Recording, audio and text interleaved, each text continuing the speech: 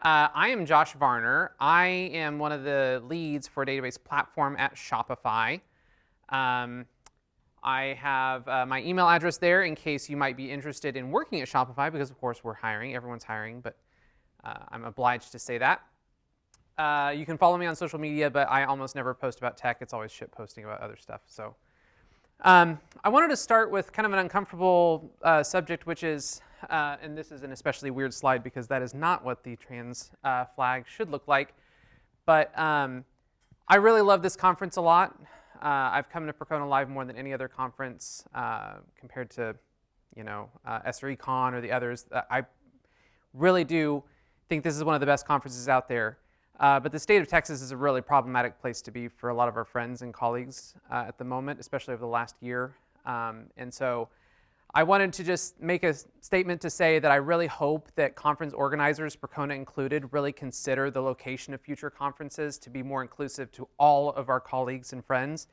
And Texas is just unfortunately not one of those places at the moment. I know for my team, we're missing out on some people because they just weren't comfortable coming here. And I know this is really close to home for me because I live in Oklahoma, which is also not a friendly place for a lot of people at the moment. So anyway, if you have a chance and you want to talk to a conference organizer for a conference that you particularly like, really encourage them to find a place that's welcoming to everyone. Okay, with that, I'm going to talk about database incident management. Why on earth would we be talking about incident management at a database conference? Well, I think everyone here knows if you work with databases, chances are good when your service breaks, well, all hell breaks loose, right? And you have been in an incident room or war room, whatever you want to call them, and chances are good you have picked up some ideas along the way, like I have. And so I thought I would share my perspective, and then later I would love for you to share some ideas with me about things that you've run into as you've worked through some incidents. There are also some things that are not very intuitive to our specific discipline, right? Things that you've noticed when you jump on an incident call and you're having to explain to an engineer or to a manager or to an executive something that maybe didn't click with them immediately, and so we'll talk about a few of those things.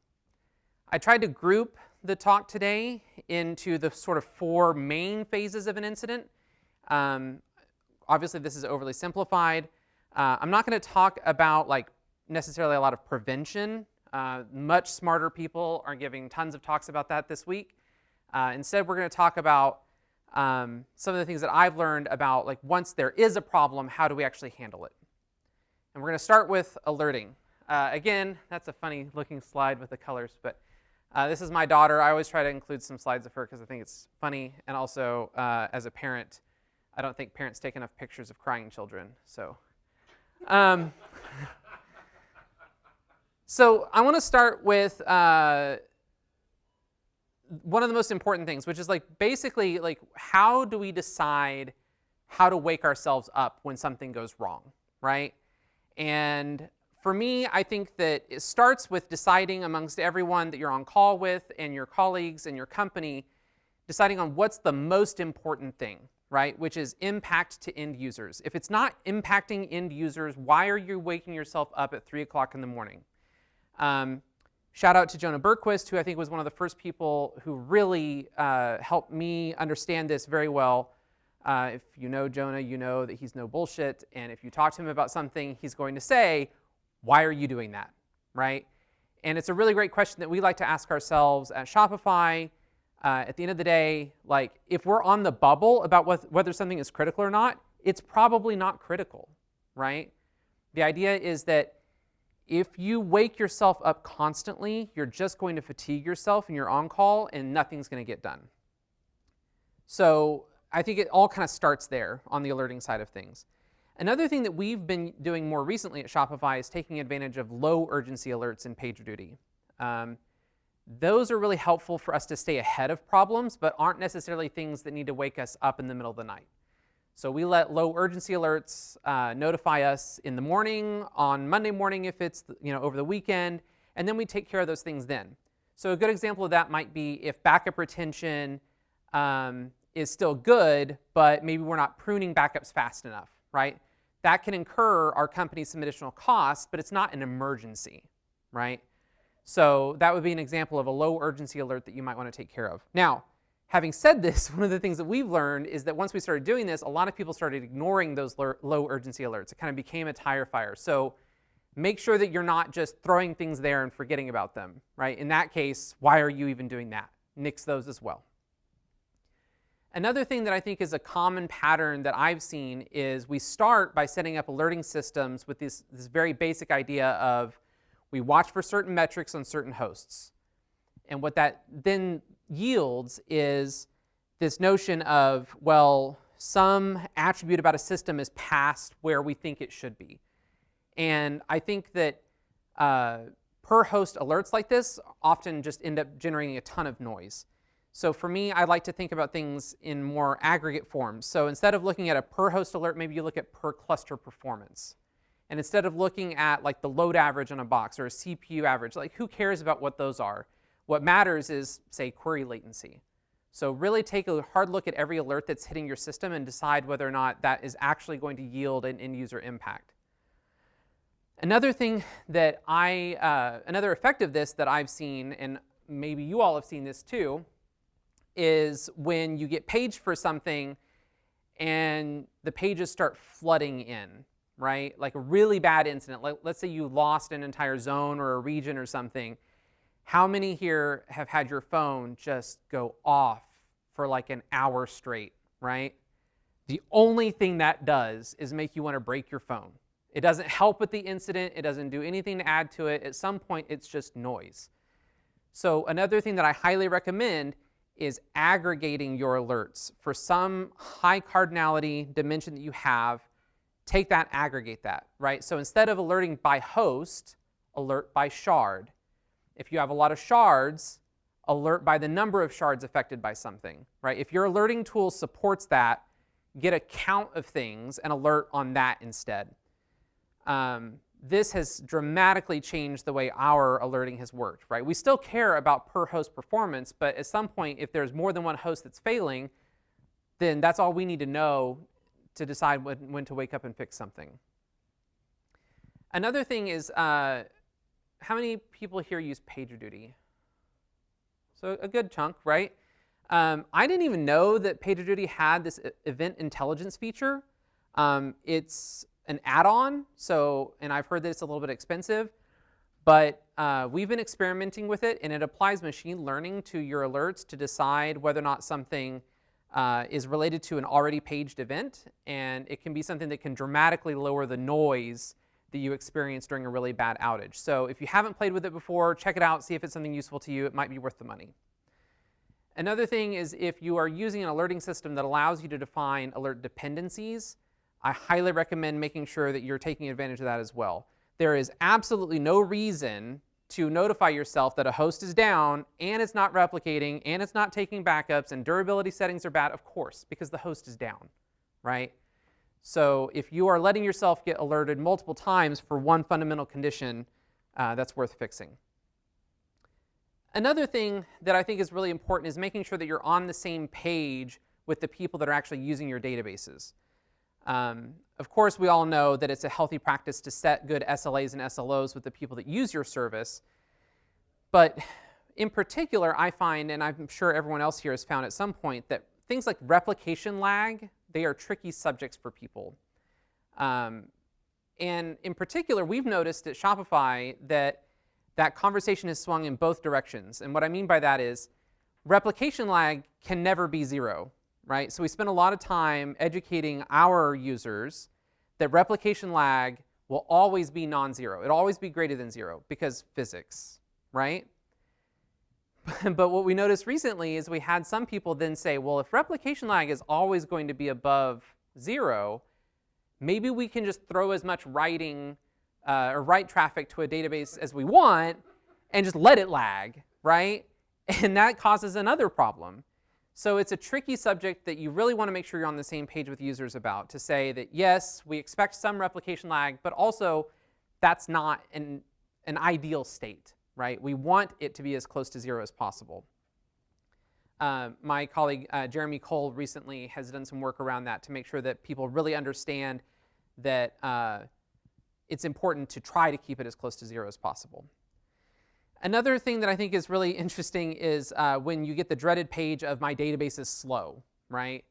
The reality is that oftentimes DBAs don't really have many tools that they can use to fix that problem. It's almost always coming from the application itself, and our job is to help the user see what's happening.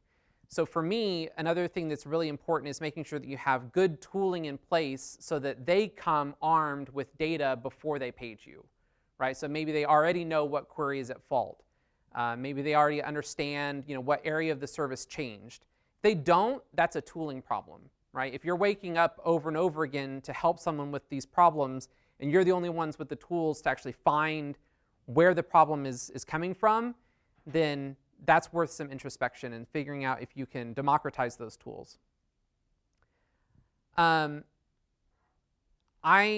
attended SRECon in the spring, and there was a really, really great talk by Kristen Smith from CampSpot, I think is the name of the company. It's camping related.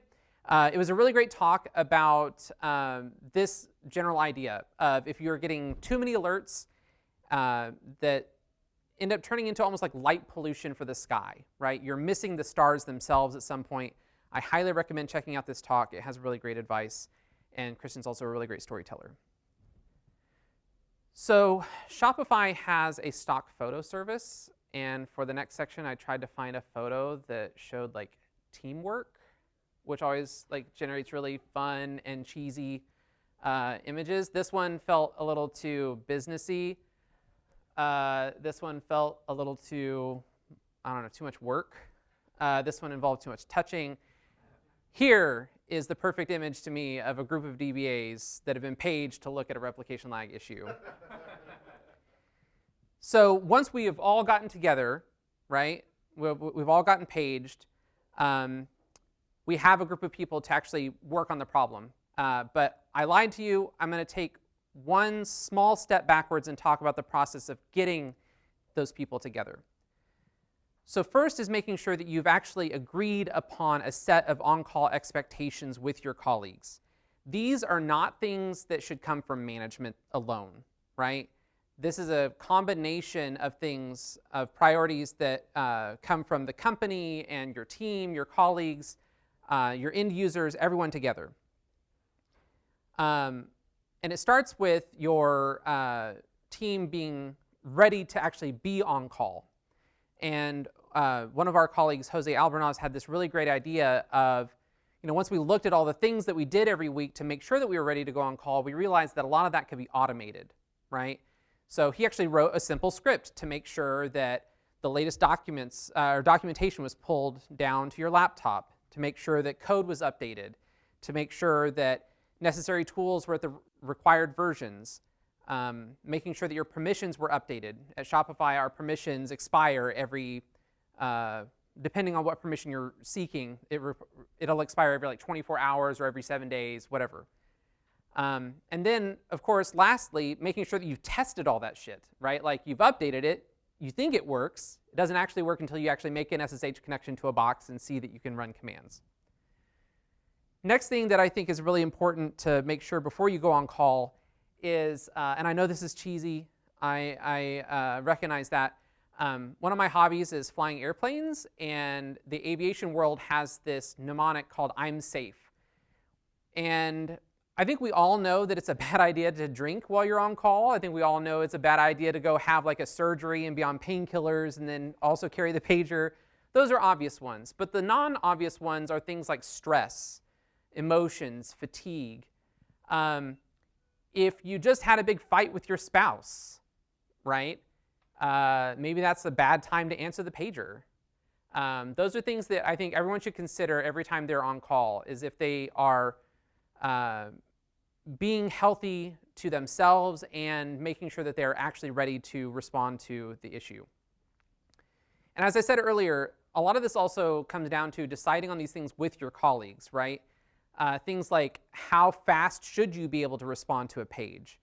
How should you handle exchanges and overrides?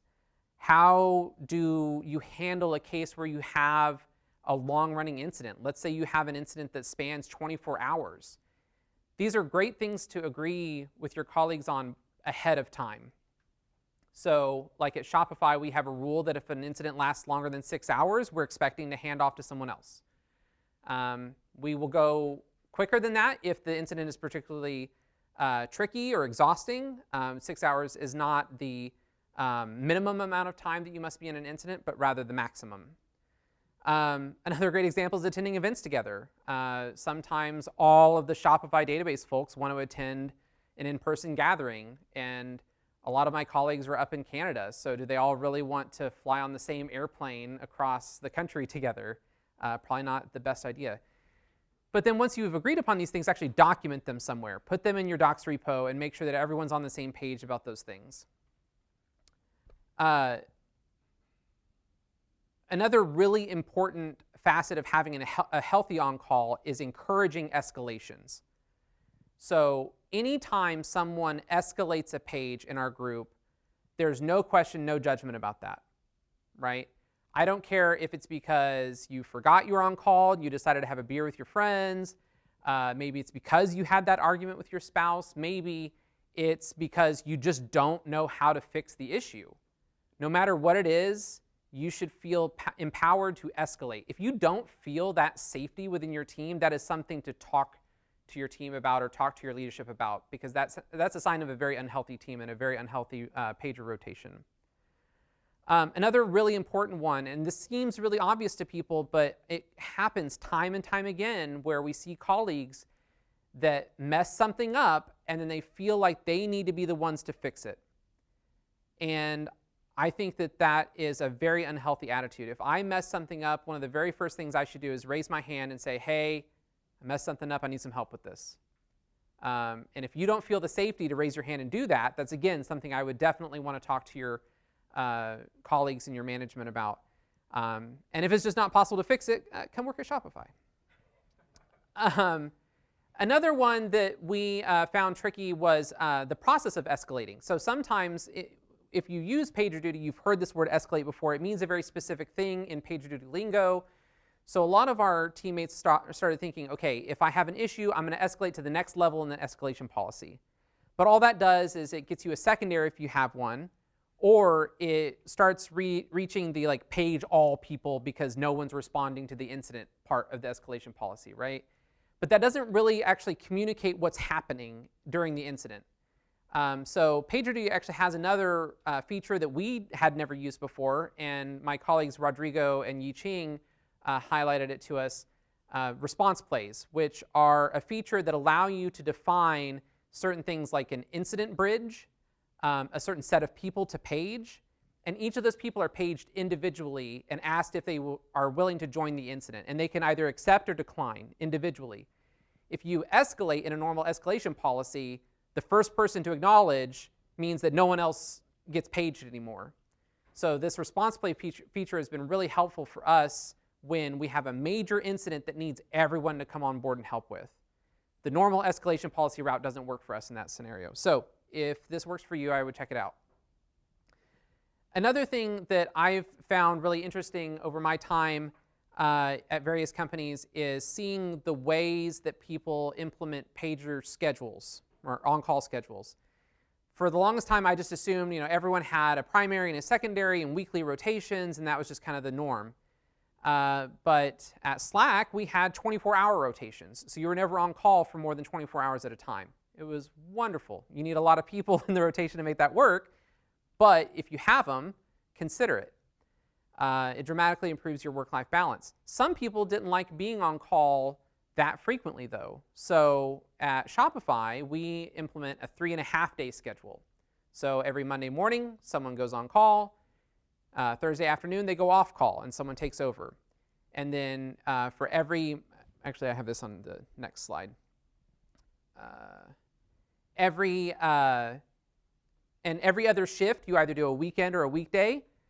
And then at the end of every weekday shift, you get a rest day, because that's a sign that you've had 7 full days of on-call in the last however long, and we just build in our rest days into our schedule. So you take that Friday off.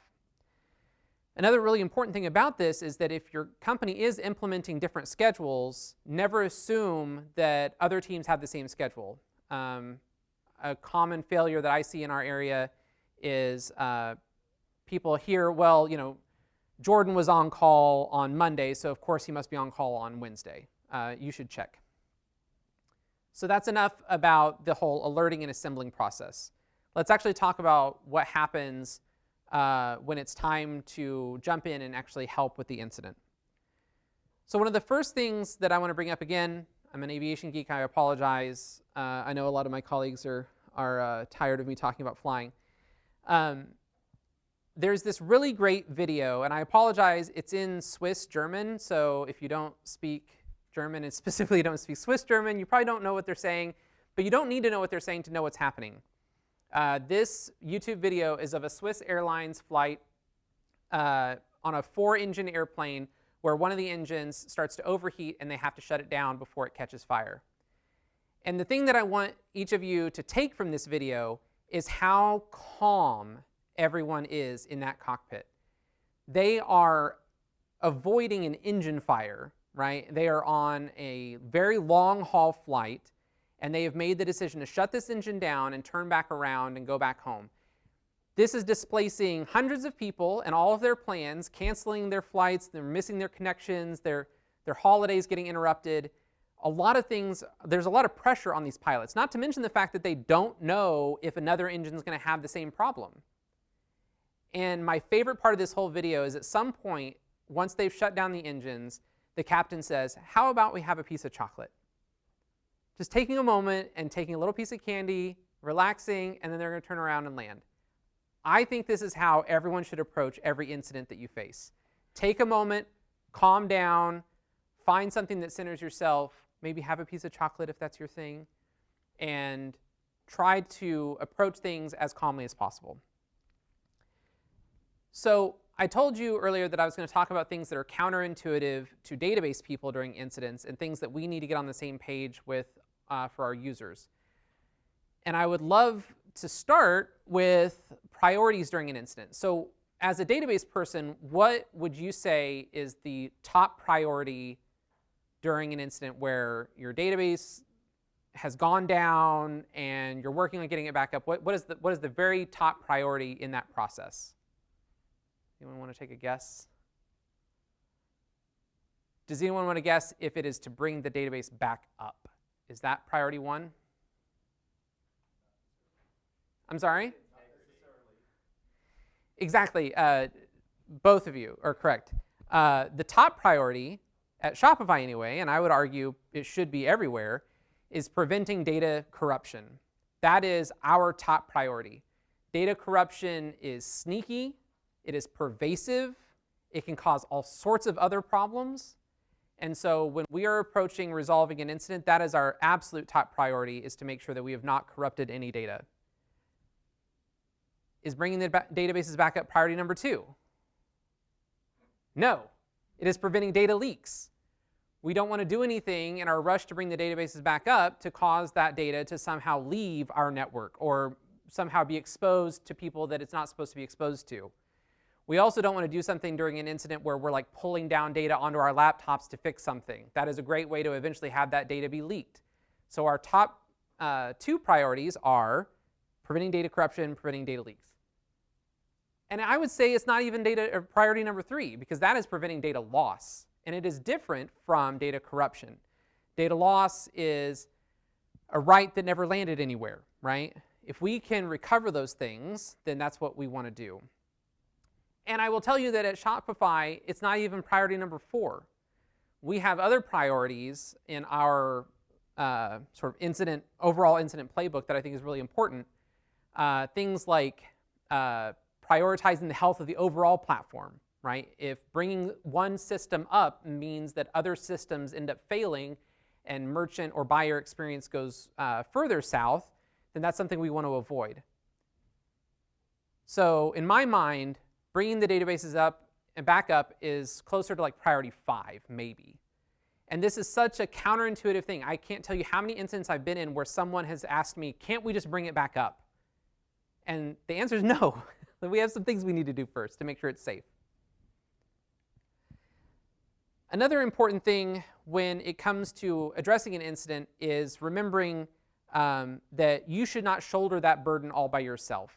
And even if you are not part of some broader incident management like process, you can adopt these principles even internal to your own database team. So our core MySQL team that's responsible for the core MySQL shards at Shopify, we adopt this philosophy if we have a really bad incident. Let's say that we lost an entire region, right? We're going to bring a bunch of people from the database team together, and we're going to run our own little internal incident beyond just the broader one that Shopify is going to run for the overall impact. And internally, we're going to split up. So usually, it starts with the person who was on call. They assume sort of the incident commander role. They're the ones that are primarily responsible for bringing the service back up. They're coordinating the overall response. As things get worse, we may ask a more senior person to step in and act as the incident commander, but by default, it's the person who picked up the pager first.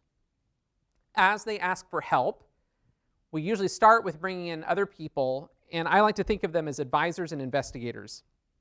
I think this label is really helpful in our minds to remember that if you're being asked to help with an incident, it doesn't mean to jump in and start making changes, right? You are advising the incident commander, or you are helping them investigate what's happening. That is your default role. Your role is not to jump in and just start making things in your mind better. Another important role to have during a major incident like this is a scribe. Make sure that someone is actually recording the details of what's happening. This responsibility should not solely fall on the scribe. Everyone should be participating in this process, but the scribe is there to make sure that something's getting recorded. If everyone gets really heavy into an investigation and forgets, it's really important to have the scribe there to make sure that something's getting written down. And then I think the unsung hero of any incident process is a liaison. At some point, if the incident's bad enough, you are probably getting inundated with questions from higher-ups or end users saying, well, when is the database going to be back up? What is the impact? Like, how long is it going to take for this replication lag to recover? The liaison is the person that acts as the spokesperson for the overall incident response.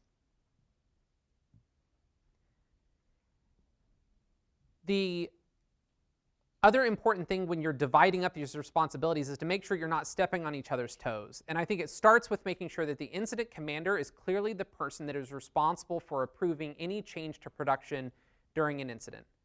This makes sure that if I have a teammate working with me on something, that I don't start changing something while they're changing something and then we make everything worse. So make sure that you are agreeing with your team on this idea that the incident commander needs to approve any production changes. Let's also not forget that just because it's an emergency doesn't mean we can bypass our normal processes that we use for making changes in production, such as getting peer reviews. Even for commands that you're running on a production system, it's a great thing to have someone jump on a Google Meet with you and do some over-the-shoulder code reviews, paste some stuff into Slack and get a thumbs up before you run it. These are important practices to use even if you're the incident commander. Right? Especially if you're the incident commander, because you're probably thinking about 10 different things at once. It's a really great idea to get some +1 on something that you're thinking about running.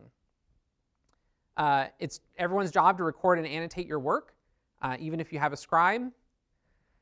And lastly, two more things I want to mention on this slide. One is, I've heard a lot of people say, during an incident, I might be terse or curt with you. I might use some people call it wartime communications. I don't like that name because incidents aren't war. War is a very different thing. But the sentiment there is that they might be almost borderline rude with you during an incident.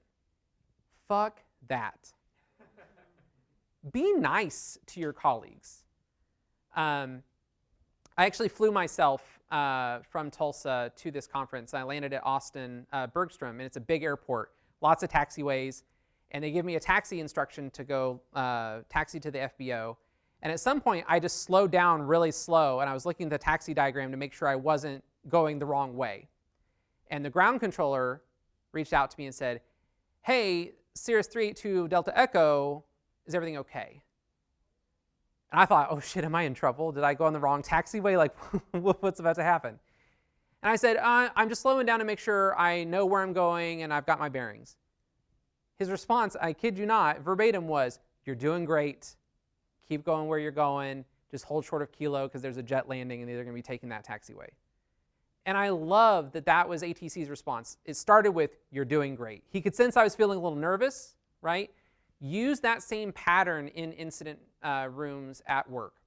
Because yes, it's okay to be a little bit short, but don't forget to also be supportive of your colleagues, because it can really lower people's stress almost immediately. And lastly, positive transfer of controls. I promise this is one of the last aviation references I'll bring up. In aviation, anytime you're going to start taking over a duty from someone else, you say, for instance, my controls, sorry. And then the other person will say your controls. That way it's clear who is flying the airplane. So if you have jumped on to help with an incident and you have some thread of work assigned to you, don't just leave, right? Say, hey, I finished up this thread. Is it cool if I bounce? Great.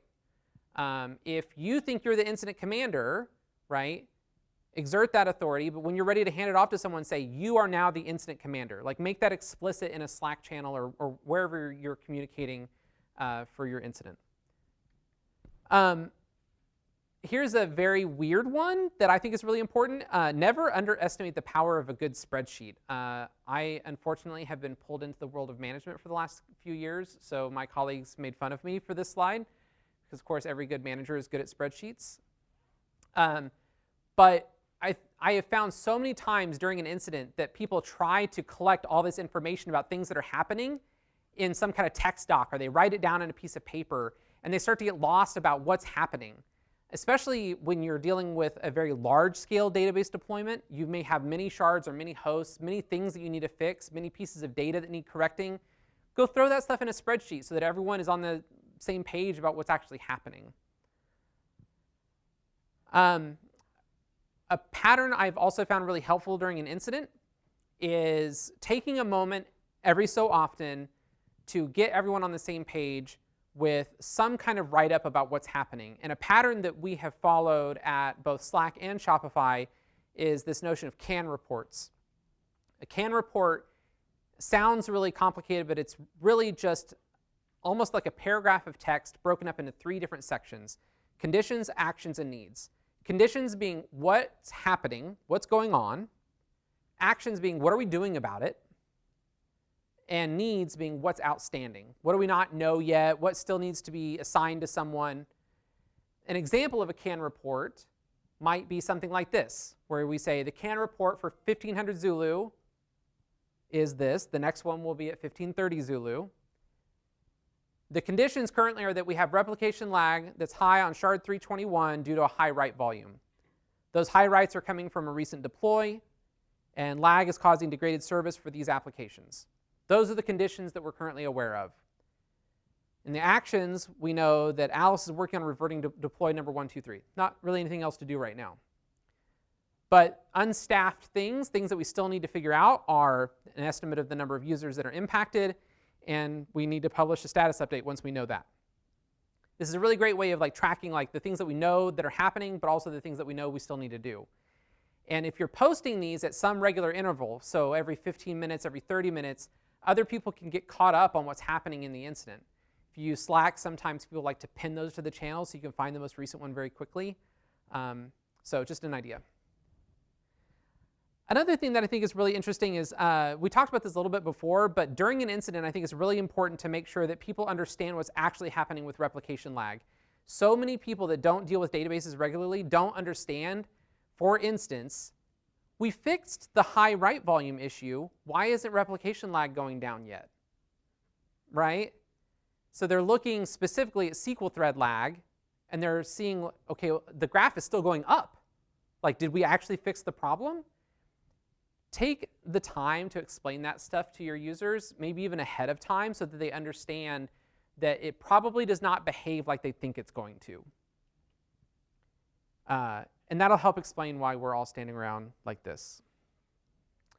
And again, to reiterate something I mentioned before as well, is democratize the tools to find the issues that are happening against the databases. These are really important things. We use SolarWinds DPM. It's worked fairly well for us. I know other people use PMM, Datadog. Make sure that people have the data to figure out what's actually happening.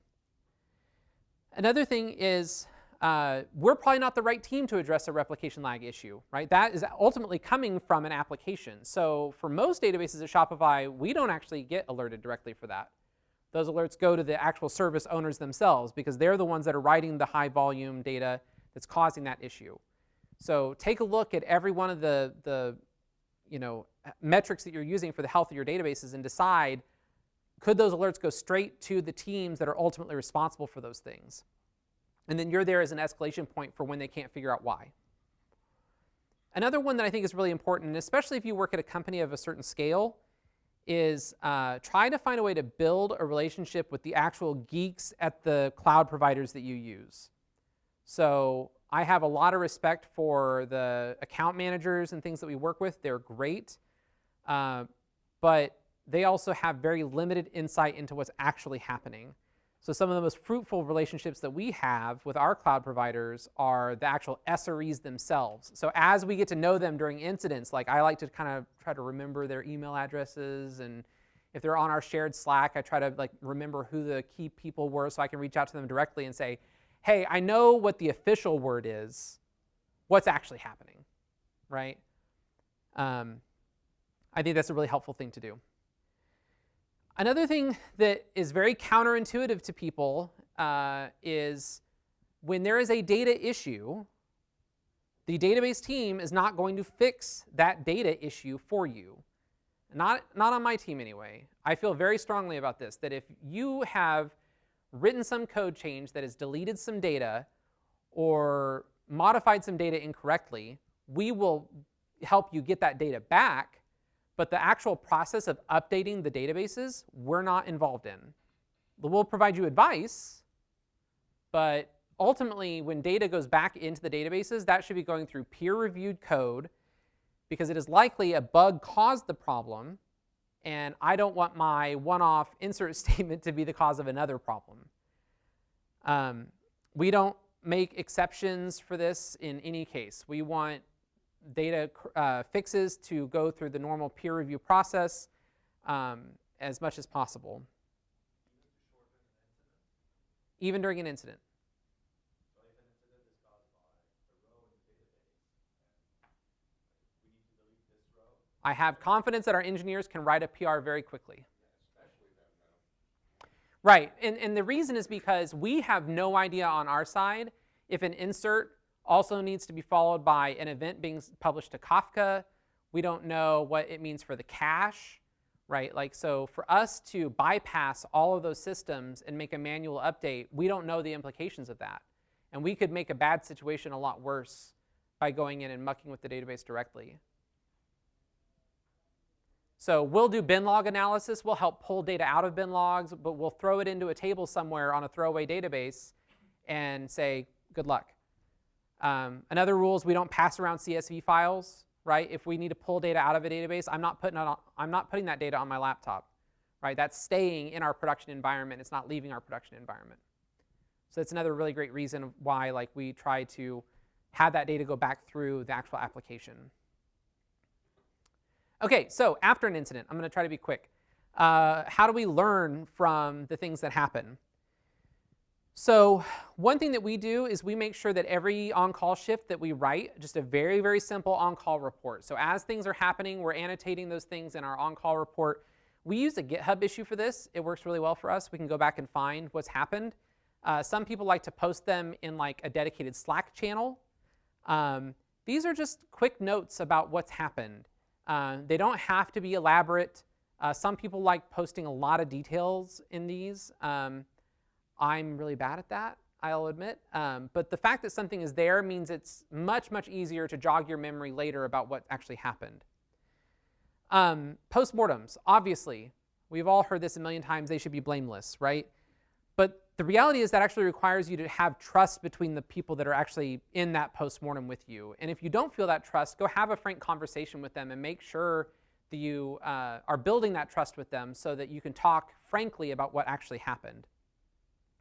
That trust isn't always an issue between individuals either. It can be between teams.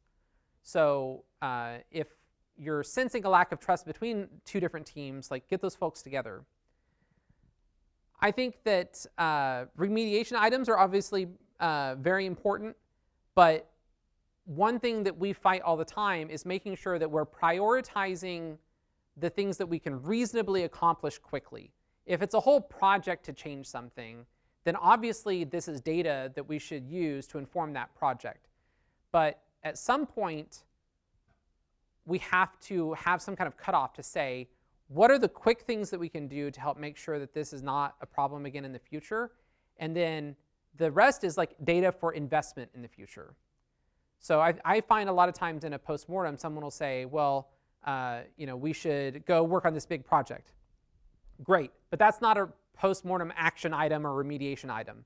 That is data. If anything, that action item should be, let your director know that this is worth some investment, right? The action item needs to be something that you can actually take action on in a reasonable amount of time, within like weeks. So I think that's a helpful line for me. So realistically achievable things. An example of a realistically achievable thing, our tech lead, Jeremy Cole, has this expression, use well-defined and well-tested processes. An example of this would be if you find yourself running something very complicated manually frequently, like stopping a database VM. At some point, we realized that every time we stopped a database VM, that we were following this very manual and convoluted process of making sure, okay, is the host actually still running? If it is MySQL running? Are replicas connected to it? And so on and so on, right? Those are manual steps that are very easy to mess up. And it was actually silly in hindsight that we had not scripted it like years ago. So we wrote a very simple tool. It's just a bash tool that is a safe way to stop VMs. There are opportunities like this everywhere to find processes that you can replace with very basic automation.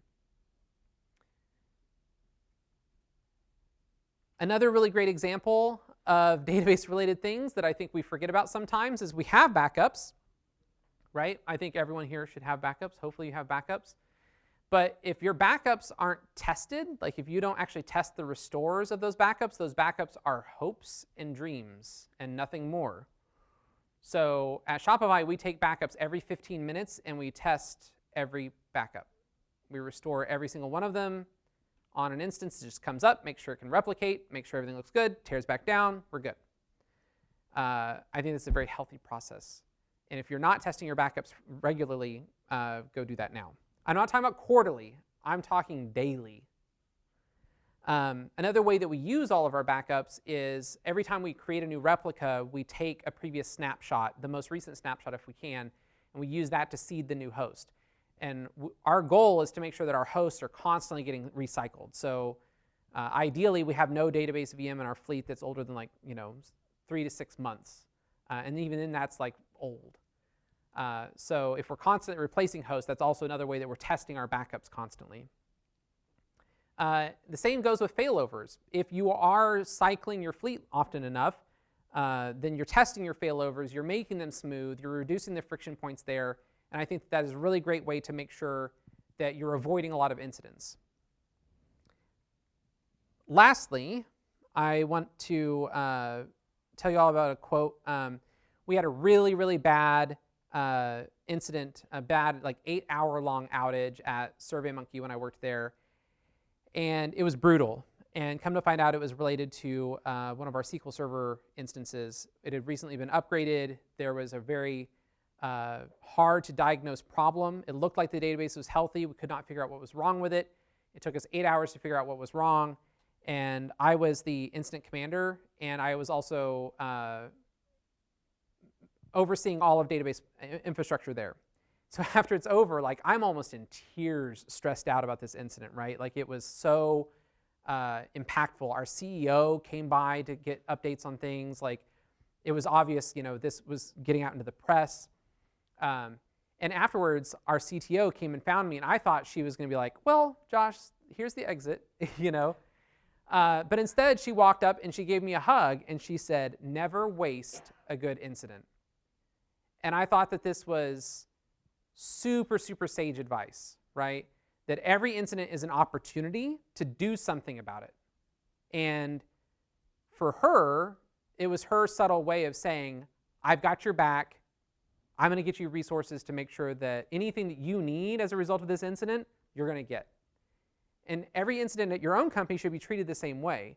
Take a look at what's happened, make sure that you're identifying possible investment areas, and get the buy-in from your management because it's a really great way to avoid the future ones. Anyway, that's it. Any questions? We have like 2 minutes. I know that was anticlimactic, but what's up? So how do you deal with incidents that other people report that aren't really incidents? So that's a great question. So he asked, how do we deal with incidents that are reported to us that are not really incidents? So first and foremost, if you approach things in a supportive way internally, you should be doing it externally as well. So like I try not to debate the issue at the time, right?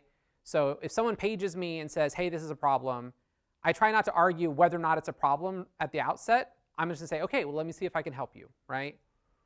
But then at some point, it comes back to what is the current user impact, right?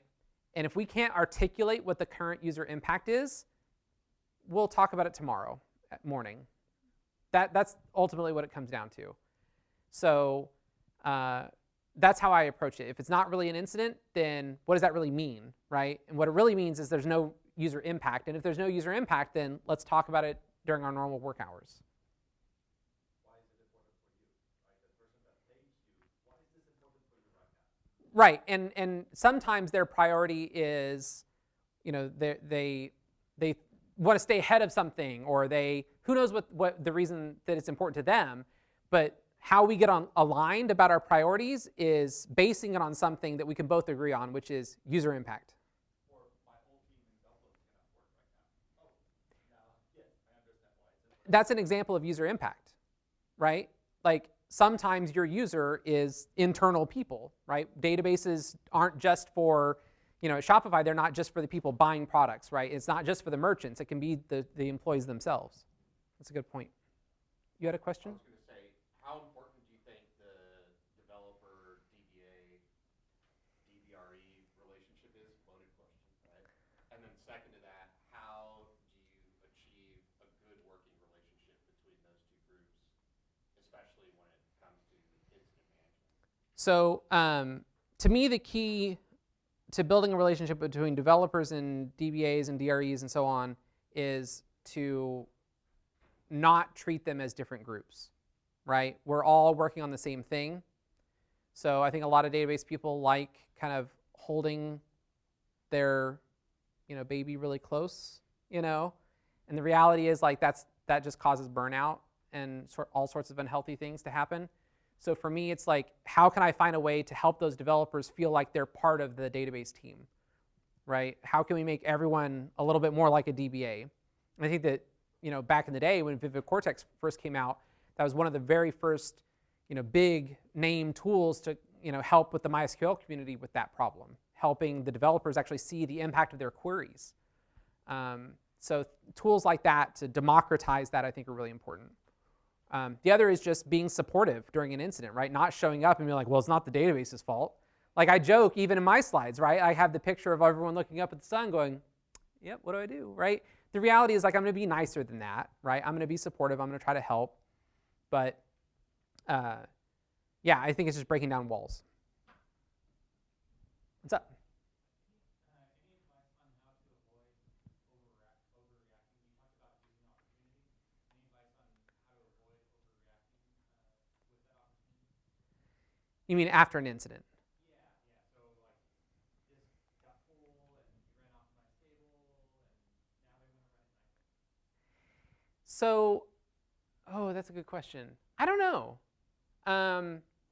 I think that one thing that I see more often than that, is we need an alert for that. And then all of a sudden you have 200 different alerts, all of them going off false positives all the time. I think just taking a realistic look at the investments that you're going to make and talk about the return that they're going to have. And I think anything that you do, like evaluate it again in like 3 months, right? So maybe if you're not sure about the return on investment of something, maybe that's an opportunity to say, okay, if someone else feels very strongly about doing this, maybe I'm not going to block them, but maybe what I'm going to say is, I disagree with this approach. I'm going to commit to helping you with this, but then we're going to revisit it in 3 months. I think that's a healthy way of looking at it.